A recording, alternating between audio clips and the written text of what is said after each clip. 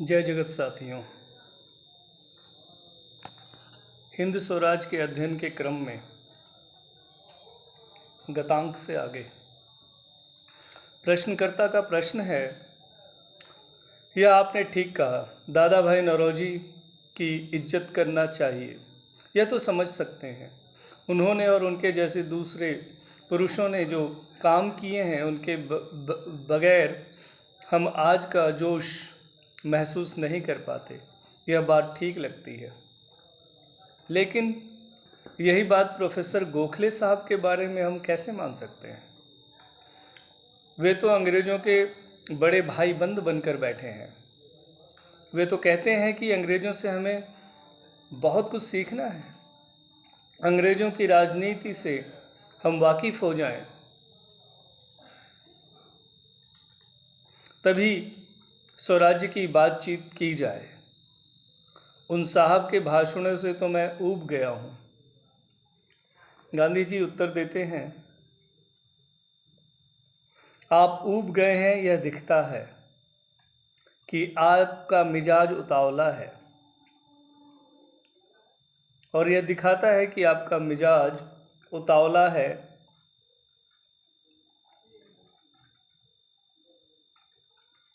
लेकिन जो नौजवान अपने माँ बाप के ठंडे मिजाज से ऊब जाते हैं और वे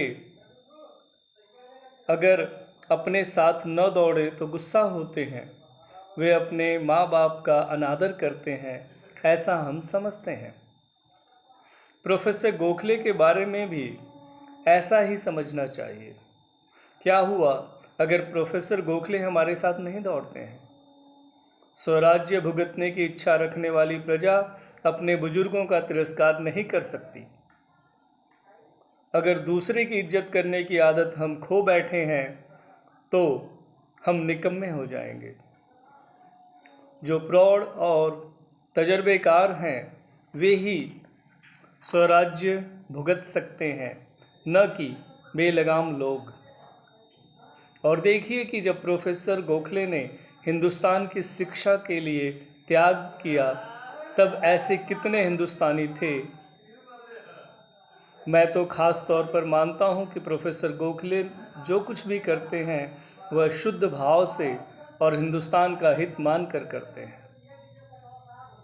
हिंद के लिए अगर अपनी जान भी देनी पड़े तो वे दे देंगे। ऐसी हिंद के लिए उनकी भक्ति है।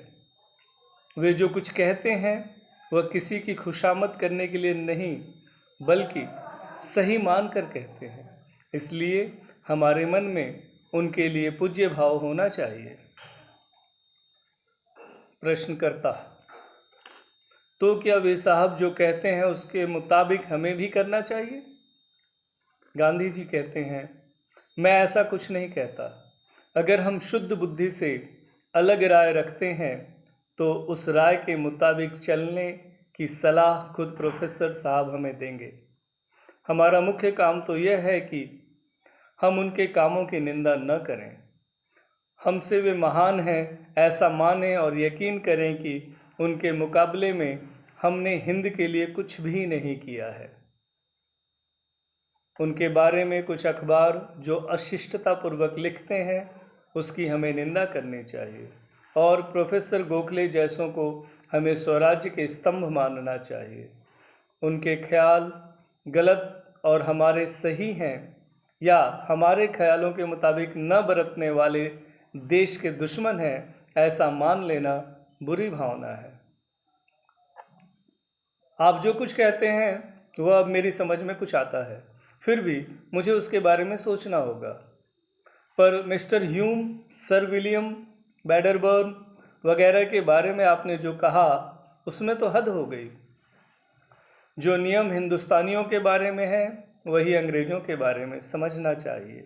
सारे के सारे अंग्रेज़ बुरे हैं ऐसा तो मैं नहीं मानूंगा। बहुत से अंग्रेज़ चाहते हैं कि हिंदुस्तान को स्वराज्य मिले। उस प्रजा में स्वार्थ ज़्यादा है, यह ठीक है, लेकिन उससे हर एक अंग्रेज बुरा है ऐसा साबित नहीं होता। जो हक न्याय चाहते हैं उन्हें सबके साथ न्याय करना होगा। सर विलियम हिंदुस्तान का बुरा चाहने वाले नहीं हैं। इतना हमारे लिए काफ़ी है।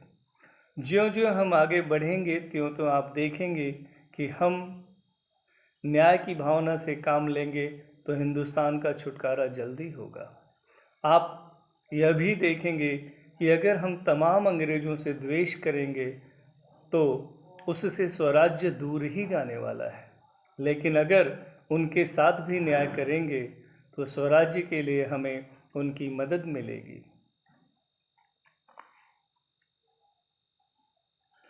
अभी तो ये सब मुझे फिजूल की बड़ी बड़ी बातें लगती हैं। अंग्रेज़ों की मदद मिले और उससे स्वराज मिल जाए, ये तो आपने दो उल्टी बातें कही।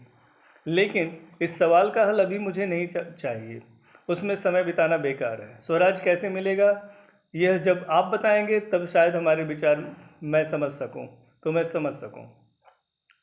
फिलहाल तो अंग्रेज़ों की मदद की आपकी बात ने मुझे शंका में डाल दिया है और आपके विचारों के खिलाफ मुझे भरमा दिया है। इसलिए यह बात आप आगे न बढ़ाएं तो अच्छा हो। मैं अंग्रेज़ों की बात को बढ़ाना नहीं चाहता।